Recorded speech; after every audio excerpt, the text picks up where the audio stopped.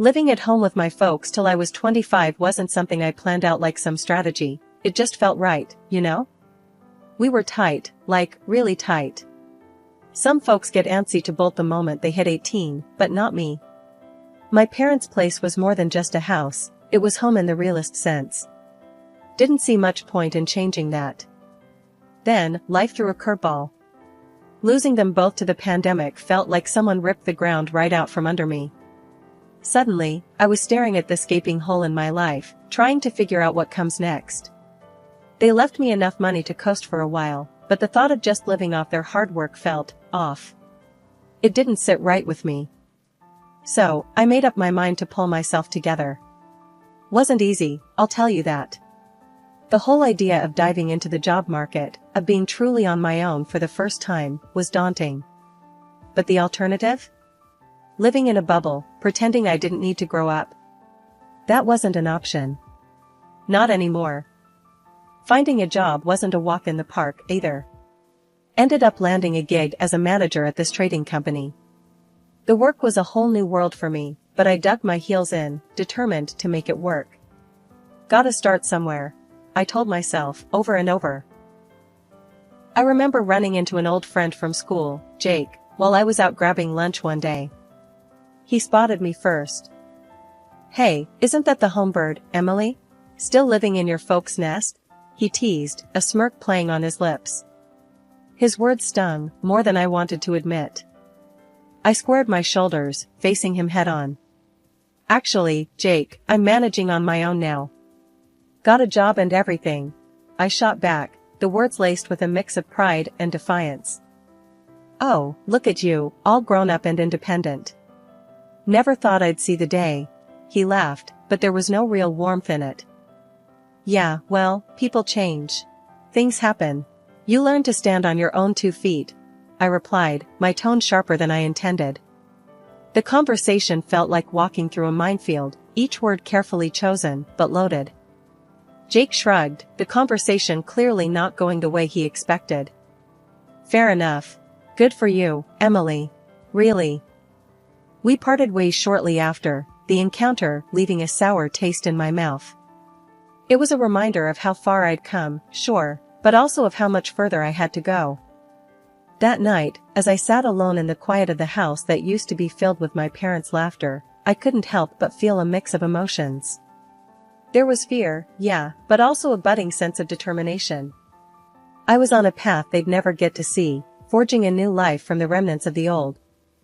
The chill in the air wasn't just from the December cold, it was my first holiday season without my folks. The Christmas sale crowd was a mix of frantic and festive, a sharp contrast to my own numb wandering. That's when I bumped into him, literally. "Ouch. Watch it," I started, more out of surprise than pain. Sorry, my fault entirely," he replied, catching a box of Christmas ornaments before it hit the ground. "This crowd is wild, huh?" He was about my age, with a look of earnest concern that quickly changed to a sheepish grin. "I'm Alex," he said, extending a hand not holding runaway Christmas decor. "Emily," I responded, taking his hand briefly. "Yeah, it's madness. Christmas shopping always turns into a contact sport." Alex laughed, and it was an easy, genuine sound. "You're not wrong. I'm just trying to find something for my mom. She loves these handmade ornaments, but I'm clueless." Looking at the box he almost dropped, I picked one up. "These are nice. Look, this one's got intricate designs. Bet she'd love it." We moved through the stalls together, talking about everything and nothing. Alex was easy to talk to, a breath of fresh air in the midst of holiday chaos. "So, Emily, what brings you here? Looking for anything in particular?" he asked, as we paused by a stall selling handmade scarves. "Just trying to feel, I don't know, festive, I guess? My parents, well, it's just me now. Holidays feel different," I confessed, surprised at my own honesty. Alex's expression softened. "I get that. Holidays, they can be tough. But hey, we find new ways to make them ours, right?" "Yeah, right," I agreed, finding comfort in his understanding. We ended up spending the afternoon together, finding gifts and sharing stories. As the sun began to set, casting long shadows between the stalls, Alex turned to me. "Hey, Emily, would you maybe want to grab a coffee? As a thank you for helping me survive this shopping ordeal and, well, for the company," he suggested, hopeful but clearly trying to play it cool. I thought about it. My instinct was to retreat, to go back to my quiet, solitary world. But something about Alex, his easy kindness, and his understanding, made me want to say yes. "Sure, Alex. I'd like that. Coffee sounds perfect," I replied, feeling a spark of something warm in the cold evening air. As we walked toward the nearest cafe, I couldn't help but think that maybe, just maybe, this Christmas would mark the beginning of something new.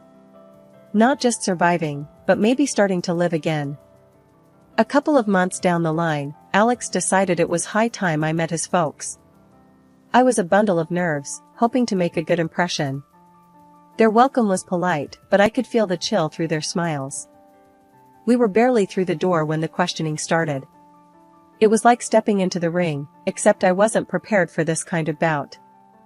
"So, dear, Alex tells us you lost your parents recently. That must have been tough," his mom began, her tone soft, but probing. "Yeah, it was a rough patch. Still is, sometimes," I admitted, fidgeting with the hem of my shirt. The conversation felt too personal, too soon. "And what about work? Alex mentioned you're in trading? How's that treating you?" His dad chimed in, his curiosity not quite matching the warmth supposed to accompany such questions. "It's going good. Keeps me on my toes," I responded, trying to keep the unease out of my voice. "Must be quite the lucrative field, eh? What kind of figures are we talking about?"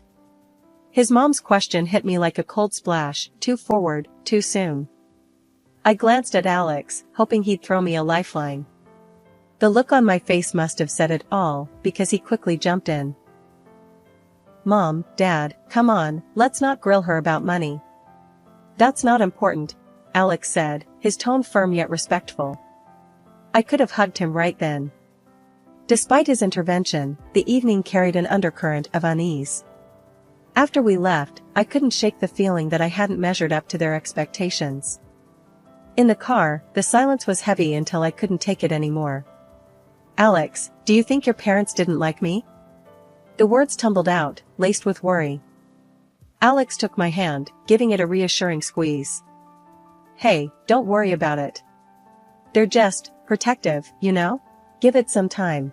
They'll see how amazing you are, just like I do." His words were meant to comfort, and a part of me wanted to believe them. But the doubt lingered, a shadow on what should have been a straightforward step forward in our relationship. Settling into married life at my place was like a dream for the first 6 months. Me and Alex, we were in our little bubble of happiness. Sure, his mom, Mrs. Thompson, didn't exactly warm up to me, always poking at my cooking, my cleaning, even how I dressed. But since they lived a good drive away, those jabs were few and far between. We managed. Then one evening, Alex came home looking like he'd lost his best friend. "Babe, I've got to head out of town for work." 2 whole months, he said, barely meeting my eyes. My heart sank. 2 months? That's ages, Alex. What about us? He ran a hand through his hair, stress written all over his face. I know. It's the last thing I want, but I don't have a choice. And there's more, my mom's in the hospital. Heart problems. Hearing that about Mrs. Thompson, despite our rocky relationship, I couldn't help but feel worried. "Oh, Alex, I'm so sorry. Is she okay?" "They're not sure yet. She might need surgery," he replied, his voice cracking a bit. Without a second thought, I said, "I'll look after her while you're gone." "She'll need someone, right?" Alex looked at me, a mix of surprise and gratitude in his eyes. "You'd do that? After everything?" I nodded. "Of course. She's your mom." The next day, I took a day off and headed to his parents' place. Mrs. Thompson was already home from the clinic, looking frail, but stubborn as ever. "Emily, what are you doing here?" she asked, eyeing me like I might steal the silver. I'm here to help out. Alex is worried about you, I said, trying to keep my voice steady. She huffed, settling back into her chair. Well, I don't need babysitting, especially not by you. I bit back a sharper reply. I know you don't. But I'm here to help, with cooking, cleaning, whatever you need. Mrs. Thompson squinted at me, as if trying to figure out my angle. Fine. But I like my meals on time and my house spotless. And don't think you can dress like a slob here. I forced a smile. Understood. Those weeks turned into a trial by fire. I cooked, cleaned, and did my best to keep things running smoothly, all under Mrs. Thompson's critical eye. Every dish I made was either too salty or too bland, every room I cleaned missed some speck of dust only she could see. One evening, as I was scrubbing the kitchen counter for what felt like the 10th time, she walked in, watching me like a hawk. You missed a spot, she said, pointing to a corner so far back it would require me to grow an extra arm to reach it without moving everything off the counter. Mrs. Thompson, I'm doing the best I can, I said, my patience wearing thin. She snorted. Clearly, your best isn't good enough. I took a deep breath, counting to 10 in my head. Alex was counting on me, and I wasn't about to let him down, no matter how much his mother pushed my buttons. Is there anything else you need before I go to bed? I asked, keeping my tone polite. Just make sure you're up early to start breakfast. And try not to burn the eggs this time, she replied, turning on her heel and leaving me to my thoughts. Life at my in-laws became more of a boot camp than a recovery ward pretty fast. Every day, it was like waking up to a new list of demands from my mother-in-law. And every evening, I juggled my job and her endless requests that just piled up, one on top of the other. Can you fetch me the remote? It's just there on the coffee table, Mrs. Thompson would say, pointing at an object mere inches from her hand. The first few times, I didn't mind. But then, it became a routine, her asking for things she clearly could get herself. Cooking dinner turned into a tactical mission, trying to remember all of her dietary whims. I only eat organic greens, you know. And the chicken needs to be cooked just so, she'd instruct, her voice carrying that tone that said any deviation would be unacceptable. Evenings, the only time I could catch my breath, were hijacked by the blaring TV. Mr. Thompson had a thing for action movies, the louder, the better. There I was, exhausted, trying to find some peace, but instead, getting a front row seat to explosions and car chases. You know, Emily, ever since you married my son, my health has just gone downhill, Mrs. Thompson threw at me one evening, out of nowhere. Her words stung, especially since I was bending over backward, trying to make her life easier. I tried to keep my cool, but it was getting tougher. I'm really trying my best here, Mrs. Thompson. I don't see how my being with your son is causing your health issues. Her lips pursed into a thin line, clearly displeased. Well, if you can't see it, I'm not sure how much help you are here. I was at my wit's end, dreaming of my own bed, my own kitchen, my sanctuary. But then, Alex called. Babe, I'm so sorry, but I'm stuck here for another 2 months. The project's just not wrapping up as we expected. Hearing his voice, tired and strained, I wanted to be strong, to not add to his stress. It's okay, Alex. We'll manage somehow, I said, trying to sound more confident than I felt. Are you sure? Mom's not giving you a hard time, is she? He asked, worry creeping into his voice. I paused, not wanting to worry him, but honesty won out. It's been challenging. But I'm handling it. Focus on your work, love. We'll sort this out when you get back. After hanging up, I realized this was my battle to fight, at least for now. Mrs. Thompson and her demands, the never-ending noise, the blame, it was all on me to bear. But I couldn't help but wonder, how much longer could I keep this up? The strain at home hit a peak when Mrs. Thompson had another heart scare and ended up needing surgery. It was serious enough that I called Alex in a panic, and he rushed back home. Seeing him was a relief, but it was short-lived because work pulled him away again. After the surgery, things at home didn't get any easier. Mrs. Thompson came back needing more care than before. It was like looking after a child. She wanted help with everything, eating, dressing, you name it. And Mr. Thompson? He was no help at all. Instead of appreciating the effort, he complained, "You're always out. I end up cooking for both of us. What are we, chopped liver?"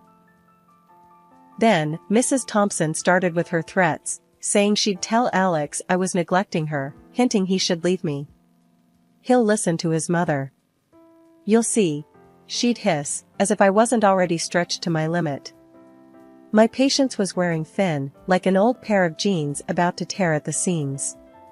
Mrs. Thompson's demands grew by the day, each one more unreasonable than the last. It felt like I was living in a pressure cooker, waiting for the whistle to blow. One evening, after a particularly long day at work, I came home to find Mrs. Thompson in the living room, a scowl set deep on her face. "Where have you been? I've been waiting for you to start dinner," she snapped as soon as I walked through the door. "I had to stay late at work, Mrs. Thompson. I'm sorry." "I'll start on dinner right away," I replied, trying to keep my voice steady despite my frustration. "And make sure it's edible this time." "Last night's dinner was a disaster," she retorted, turning her attention back to the TV, which was, as usual, blaring at an ear-splitting volume. I wanted to scream, to let out all the frustration and exhaustion I'd been bottling up inside. Instead, I took a deep breath and walked into the kitchen, my hands trembling slightly as I began to prepare dinner. 2 weeks passed like that, and my obnoxious ward should have fully recovered by now. However, Mrs. Thompson remained weak. One day I got off work early. I was tiptoeing into the house, hoping for a quiet afternoon, but what I found was anything but. There was my mother-in-law, lively as can be, chattering away on the phone like she was at some high tea party. Yeah, I've got her wrapped around my finger. Just a little act here and there, and she jumps. Does everything for me. Even the little things I can do myself, she boasted to her friend, her laughter echoing off the walls. I stood there, frozen, key still in hand. The realization hit me like a truck. All this time, her needing help, her pain, a good chunk of it was just an act. A manipulative play to have me wait on her hand and foot. The anger bubbled up inside me, hot and fierce. I stepped into the room, unable to hold back. "Really, now? Is that how it is? Putting on a show so I do more for you?" I confronted her, my voice hard, the words tumbling out. She turned, the phone still clutched to her ear, her face a mix of shock and guilt. For a moment, she looked like she was caught in the headlights, then, quick as a flash, her demeanor changed. "Oh, you're home. Look at the time," she said into the phone, brushing off our confrontation like it was nothing. But it wasn't nothing. This was a game changer. I realized then that no matter what I did, it would never be enough. Not because I wasn't doing it right, but because the goalposts were always moving. "I can't believe you," I finally said, the disappointment heavy in my voice. "I've been breaking my back for you, and this is how you repay me? By lying? By manipulating?" Her response was cold, calculated. "I'm just making sure you're doing your part. After all, you married into this family. It's your duty." I didn't want to fight, but I couldn't let this go. "I've had it, Mrs. Thompson. I'm leaving this house," I said, my resolve hardening. Before I knew it, she was on her feet, fury in her steps as she snatched my phone from the kitchen counter. She stormed outside, and I followed, only to watch in disbelief as she threw it under the car, smashing it.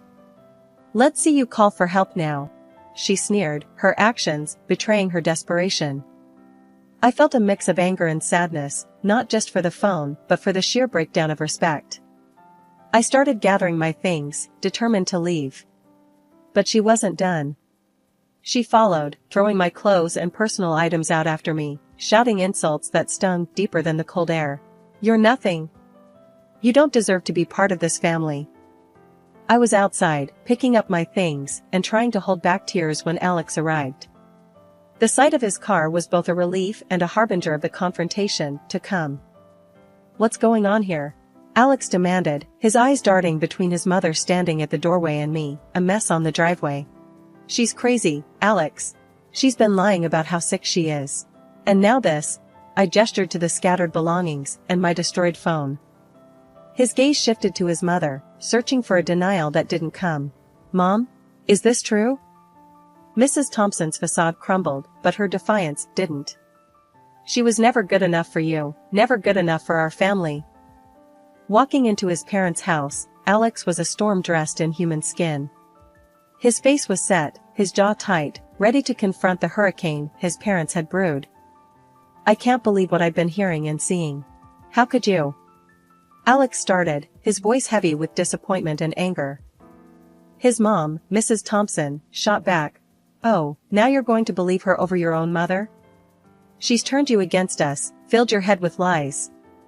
That's enough, Mom. Alex's voice cut through her accusations like a knife. I've seen the videos. I've heard the recordings. I've heard enough of your words about her. There's no denying what you've done. The color drained from Mrs. Thompson's face as realization sank in. Her bravado faltered, her usual sharp tongue suddenly heavy in her mouth. And you, Alex turned to his father, you just stood by? You let this happen? Mr. Thompson shifted uncomfortably, the guilt evident in his avoidance, to meet his son's gaze. Alex continued, his disappointment unwavering. Did you know that she sold her parents' house to pay for your wife's operation? Because the insurance wouldn't cover it all? We were planning to build a new house, a place where we could all live together. But not anymore. The room went silent, the weight of Alex's words pressing down on everyone. Mrs. Thompson, tears streaming down her face, reached out. Please, I didn't know. I can change. We can forget all this happened. But Alex was resolute. It's too late for that. You've shown us who you really are. We're done here. I'm done. Mr. Thompson, realizing the magnitude of their loss, turned to his wife with a look of betrayal. You foolish woman. You've ruined everything. As Alex and I walked out to the car, the finality of the situation settled in.